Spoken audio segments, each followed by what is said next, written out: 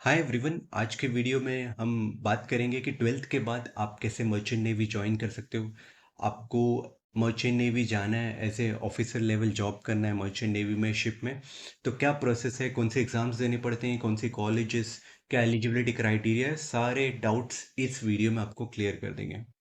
तो डेली मुझे 5 से 6 लोगों के व्हाट्सएप पे मैसेज या कॉल्स आ जाते हैं कि हमने ट्वेल्थ कर ली है इस स्ट्रीम से, कॉमर्स, आर्ट्स, साइंस, तो हम कैसे ज्वाइन कर सकते हैं। तो उनके लिए भी है, अगर कोई अभी ट्वेल्थ में है, ट्वेल्थ अपियरिंग है, या किसी ने ट्वेल्थ क्लियर कर लिया है, तो और या किसी ने ग्रेजुएशन कर लिया है, तो उनके लिए भी ये वीडियो बहुत इंपॉर्टेंट है।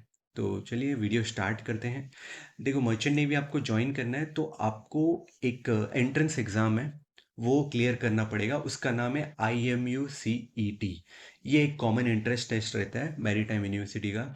और जैसे आप इंजीनियरिंग के लिए आईआईटी में आईआईटी का एग्ज़ाम्स रहते हैं, और जैसे आप नीट देते हो डॉक्टर्स के लिए, एक एंट्रेंस एग्ज़ाम रहता है, वैसे मर्चेंट नेवी का ये IMUCET का एग्ज़ाम रहता है। इस वीडियो में हम IMUCET की एलिजिबिलिटी के बारे में डिस्कस करेंगे, प्रिपरेशन कैसे करना है उस एग्ज़ाम के रिलेटेड, उसका एग्ज़ाम के बाद कौन से कोर्सेज करने चाहिए, कौन से बेस्ट कोर्सेज हैं, और उसके बाद कौन सी बेस्ट कॉलेजेस है जहाँ से आपको प्लेसमेंट मिलेगा। तो सबसे पहले आते हैं हम एलिजिबिलिटी पे। देखो, IMECT एग्ज़ाम आप अगर अटेम्प्ट कर रहे हो तो आपकी ट्वेल्थ में साइंस स्ट्रीम होनी चाहिए, और साइंस में भी आपको एग्रीगेट 60% होनी चाहिए, और इंग्लिश में मिनिमम 50%। और आपकी एज लिमिट जो है 17 साल मिनिमम, और मैक्सिमम 25 साल। और ये जो मैंने बताया ये ओपन कैटेगरी वालों के लिए। अगर आप कास्ट में हो, SC ST OBC, तो +2 इयर्स का रिलैक्सेशन रहता है। और अगर आप फीमेल कैंडिडेट भी हो तो फीमेल कैंडिडेट को भी +2 इयर्स का रिलैक्सेशन रहता है।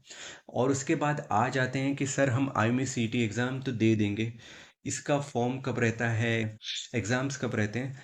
तो IMECT साल में एक बार एग्ज़ाम रहता है, ये अप्रैल, मई और अप्रैल के टाइम पे एग्ज़ाम कंडक्ट होता है, और फॉर्म भी उससे फेब के अराउंड आ जाता है। और कब आएगा हमें कैसे पता चलेगा सर? तो हमारा जो ये शिपिंग अपडेट्स यूट्यूब चैनल है, इसको सब्सक्राइब करके रहिए, ये वीडियो लाइक करके रखिए। जब भी फॉर्म आता है तो हम अपडेट कर देते हैं, वीडियो डाल देते हैं। और डिस्क्रिप्शन में हमारा एक व्हाट्सएप ग्रुप है जिसमें सारे अपडेट्स हम डालते रहते हैं, व्हाट्सएप पे भी। तो वो ग्रुप भी ज्वाइन कर लेना, वहाँ पे भी आपको डिटेल्स मिल जाएंगे। IMECT का प्रिपरेशन कैसे करना है।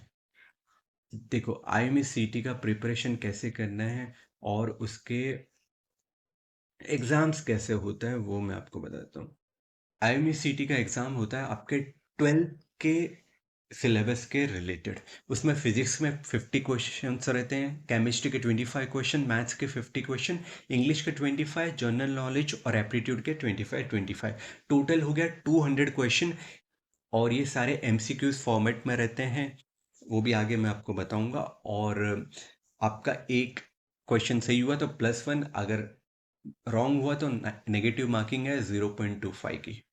ये IMECT का 2025 का सॉल्ट पेपर है। ये जो इस साल मार्च अप्रैल में जो एग्ज़ाम हुआ था, उसका क्वेश्चन पेपर है, और उसके साथ उसके सॉल्व आंसर्स भी हैं। इसका भी अगर आपको लिंक चाहिए तो डिस्क्रिप्शन में मैं लिंक डाल दूंगा, आप रेफ़र कर सकते हो। तो जैसे मैंने बोला था, मैथ्स में 50 क्वेश्चंस आते हैं। 50 क्वेश्चंस कैसे आते हैं उसका एक आइडिया दे देता हूँ आपको। जैसे मैट्रिक्स आपने पढ़ा होगा, मैट्रिक्स चैप्टर, उसका ही क्वेश्चन है फर्स्ट। मैट्रिक्स के रिलेटेड 2 क्वेश्चंस पूछ लिए हैं। डेरिवेशंस के रिलेटेड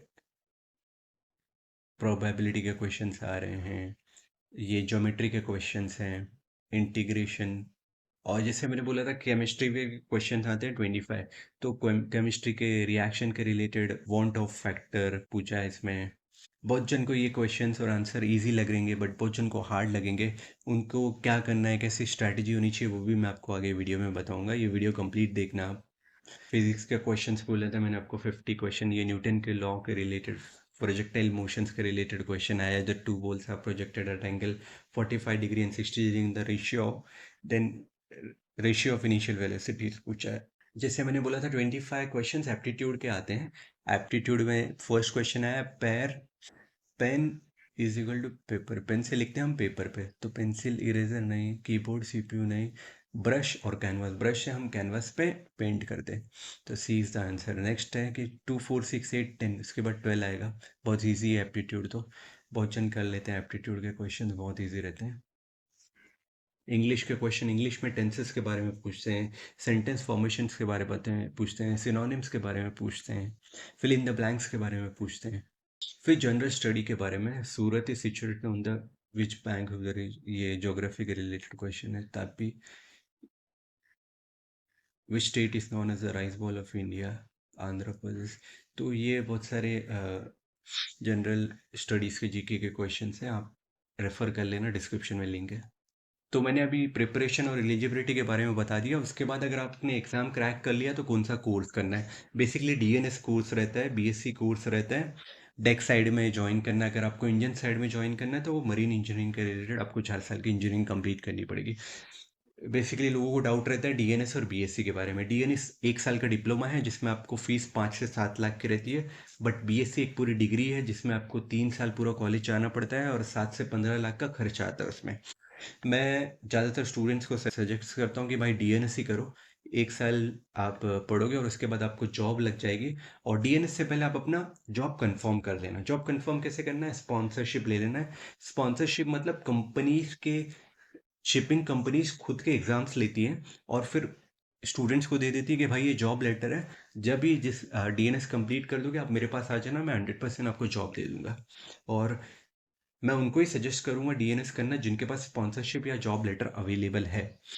स्पॉन्सरशिप एक बड़ा टॉपिक है, वो एक मैं डिफरेंट वीडियो बना के एक्सप्लेन कर दूंगा कि उसमें कैसे रहता है, क्या रहता है। ठीक है। और बीएससी भी आपको अगर करनी है तो अच्छी अच्छी कॉलेज से ही करना है जो अच्छा प्लेसमेंट दे रहे हो, क्योंकि नहीं तो आपके फिर 3 साल वेस्ट हो जाएंगे, फिर आप कंपनी टू कंपनी घूमते रहोगे। और इस वीडियो में मैं कॉलेज के बारे में ज़्यादा नहीं बताऊंगा, बट बहुत सारी अच्छी अच्छी कॉलेजेस हैं, जैसे आईएमयू कोलकाता है, मुंबई है, चाणक्य है, आईएमयू चेन्नई है, यहाँ से आप कर सकते हो। और डीएनएस में जैसे मैंने आपको बोला था, स्पॉन्सरशिप आपको मिल गई तो कंपनी आपको बोलेगी कि इस कॉलेज में जाके आप अपना डीएनएस कंप्लीट कर लीजिए। तो आई होप ये वीडियो में आपको आईएमयू सीटी के रिलेटेड क्लियर हो गया होगा, एलिजिबिलिटी के बारे में, प्रिपरेशन के बारे में, कोर्सेज के बारे में और कॉलेजेस के बारे में। और सेकंड थिंग मैं आपको बता देता हूँ, अगर आप अभी 12th में हो, अपीयरिंग हो, तो आप अभी से ही प्रिपेयर करना स्टार्ट कर लीजिए। 2026 में जो एग्ज़ाम रहेगा वो आपको क्रैक करना रहेगा। कैसे क्रैक करना है, आप अभी 12th में हो, आपको सारी नॉलेज फ्रेश है, अभी आप सीख ही रहे हो अपनी कॉलेज में। तो जैसे मैंने आपको बोला कि लास्ट ईयर के प्रीवियस ईयर क्वेश्चंस आप सॉल्व करो और मॉडल टेस्ट पेपर लगाओ। उन सारे स्टडी मटेरियल्स के लिंक मैं आपको डिस्क्रिप्शन में शेयर कर दूंगा। तो वहाँ से आप डेली आधा घंटा 1 घंटा भी इन्वेस्ट कर रहे हो तो आपका 100% 2026 में आई क्लियर हो जाएगा। और जिन लोगों ने आई 2026 में देना है बट अभी उनका 12th कंप्लीट हो गया है, आप पूरा वो एक गैप लेके, एक ड्रॉप लेके एग्ज़ाम देंगे, तो भाई आप तो लग जाओ एग्ज़ाम में। कंपटीशन बढ़ रहा है क्योंकि इस साल ही 80,000 स्टूडेंट ने अप्लाई किया था आई के लिए। अभी 1 लाख से ज़्यादा लोग देंगे क्योंकि धीरे धीरे अवेयरनेस बढ़ रही है ना। तो कंपटीशन भी बढ़ेगा और लिमिटेड सीट्स रहती है, एक कॉलेज में सिर्फ 40-40 सीट्स रहती हैं, अच्छी कॉलेज भी बहुत कम है। तो आप लग जाओ, डेली पढ़ाई कीजिए। जो मॉडल टेस्ट पेपर जो मैंने डिस्क्रिप्शन में लिंक शेयर किए, वो डेली टाइमर ऑन करके सीरियसली टेस्ट दीजिए। जो चैप्टर जो सब्जेक्ट आपका वीक है उसके नोट्स वापस रेफर कीजिए, उसमें प्रैक्टिस कीजिए, उनको स्ट्रॉन्ग बनाइए। आई होप ये वीडियो में मैंने आपके सारे आई के रिलेटेड डाउट्स क्लियर कर दिए होंगे। और श्योर करना अभी हमारे चैनल को सब्सक्राइब कर लें, डिस्क्रिप्शन में जो हमारा व्हाट्सएप ग्रुप है वो भी ज्वाइन कर लें, क्योंकि जो भी इंपॉर्टेंट अपडेट्स आएंगी वो सबसे पहले आपको ही मिलेगी। Thank you.